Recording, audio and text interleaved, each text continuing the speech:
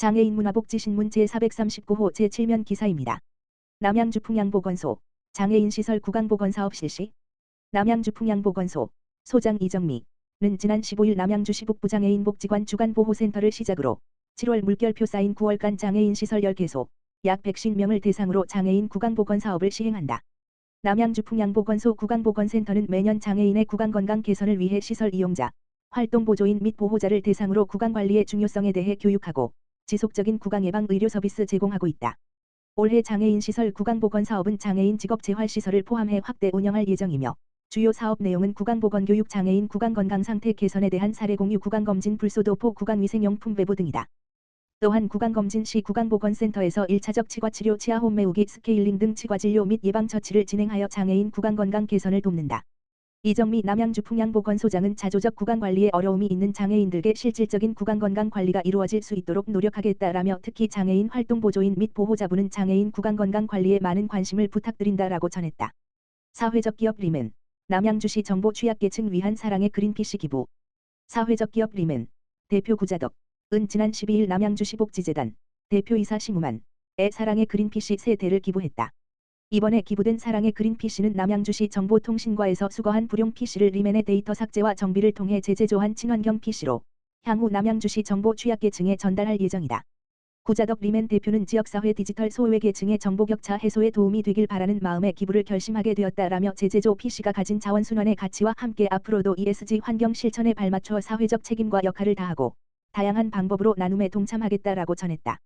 심우만 남양주시 복지재단 대표이사는 지역사회 소외된 이웃을 위한 나눔을 실천해주신 구자덕 대표님께 진심으로 감사드린다라며 전해주신 물품은 관내 정보 취약계층에 잘 전달될 수 있도록 하겠다라고 말했다.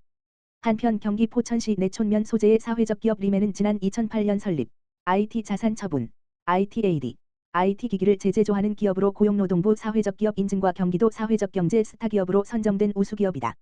남양주시 어린이집 교직원 대상 발달이 느린 영유아 선별 및 지원 교육 추진.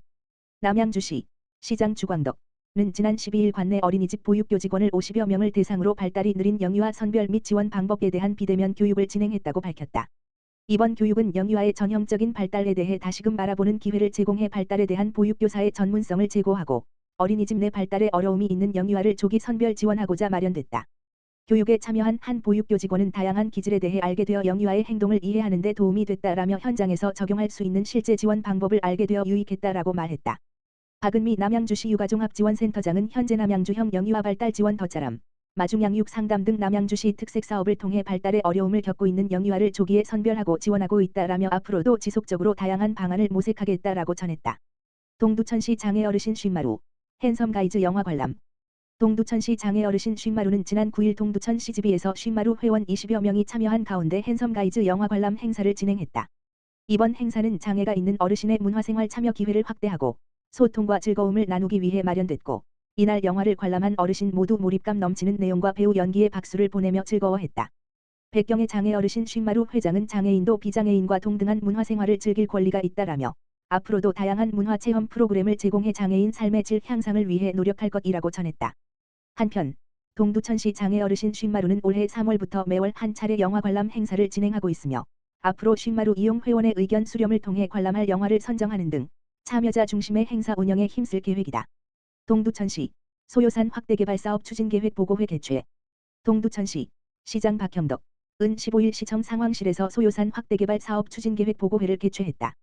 관계 부서 부서장 및 담당 팀장이 참석한 가운데 진행된 이번 보고회는 사업별 추진계획을 점검하고 문제점과 대응 방안에 대한 심도 있는 의견을 나누는 등 효과적인 사업 실현 방안을 모색하기 위해 개최됐다.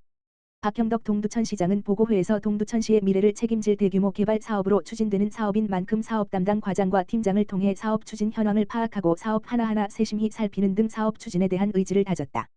박형덕 동두천시장은 소요산 확대개발 사업은 동두천을 새롭게 하고 시민을 힘나게 할 동두천시의 미래 먹거리를 위한 중요한 사업인 만큼 담당 부서장을 비롯한 직원 여러분들의 열정과 노력이 어느 때보다 필요하다라면서 직원 여러분들이 열정과 노력에 힘입어 시장으로서 동두천의 발전을 위해 최선을 다하겠다라고 말했다.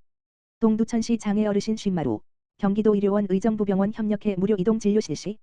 동두천시 장애어르신 쉰마루 회장 백경애는 15일 경기도 의료원 의정부병원과 협력해 30여 명의 장애 어르신을 대상으로 무료 한의과 이동 진료를 실시했다. 경기도 의료원 의정부병원의 한의과 전문의 2명이 직접 맥진, 침, 뜸 등 다양한 한의학적 치료법을 실시했다. 또한 장애 어르신들의 건강 상태와 증상에 맞는 개별화된 진료와 상담을 진행했다.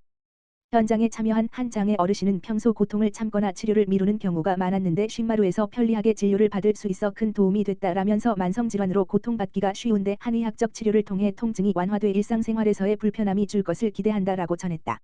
한편 동두천시 장애 어르신 쉰마루는 앞으로도 다양한 기관과의 협력을 통해 무료 치과 진료, 체력 인증 등 다양한 분야로 지원을 확대해 장애 어르신들의 건강 증진과 삶의 질 향상을 위한 노력을 지속해 나갈 것이다.